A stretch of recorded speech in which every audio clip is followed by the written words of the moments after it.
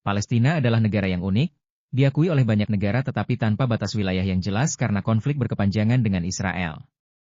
Otoritas Palestina, yang terbentuk setelah perjanjian damai tahun 1990-an, tidak memiliki kendali penuh atas wilayah dan rakyatnya, terutama dengan adanya pendudukan militer Israel di tepi barat dan perang yang menghancurkan di Gaza. Pengakuan terhadap Palestina bersifat simbolis, mencerminkan pernyataan moral dan politik yang kuat meskipun dampaknya terbatas di lapangan. Inggris memiliki tanggung jawab khusus, mengingat deklarasi Balfour 1917 yang mendukung pembentukan tanah air bagi orang Yahudi di Palestina. Inggris terlibat mendalam di Palestina setelah Perang Dunia Pertama, diberikan mandat oleh Liga Bangsa-Bangsa untuk mengendalikan wilayah tersebut dari tahun 1922 hingga 1948. Inggris berjanji mendukung rumah nasional bagi orang Yahudi dan melindungi hak-hak mayoritas Arab, yang menyebabkan ketegangan dan kerusuhan. Setelah Inggris meninggalkan wilayah tersebut pada tahun 1948 dan Israel dideklarasikan, perang dan pengungsian warga Palestina terjadi. Beberapa sejarawan melihat tindakan Inggris membentuk konflik Israel-Palestina modern.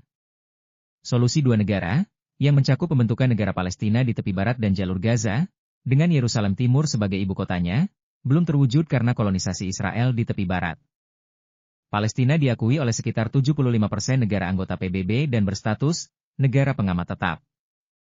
Beberapa negara seperti Inggris dan Prancis menjanjikan pengakuan, sementara sekutu terkuat Israel, masih menjadi minoritas yang belum mengakui.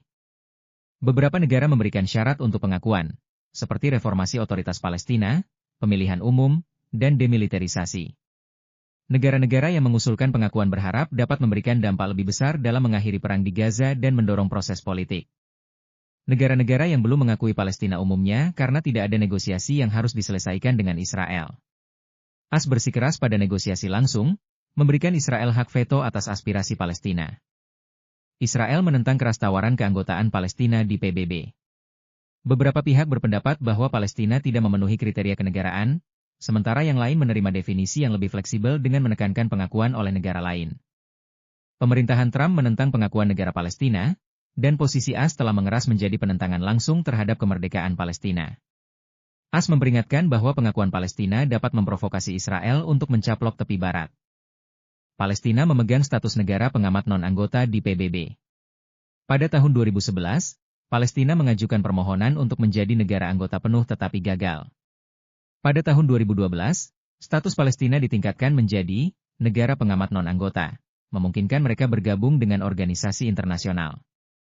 Pada Mei 2024, Majelis Umum PBB meningkatkan hak-hak Palestina dalam organisasi tersebut dan mendesak agar diterima sebagai anggota.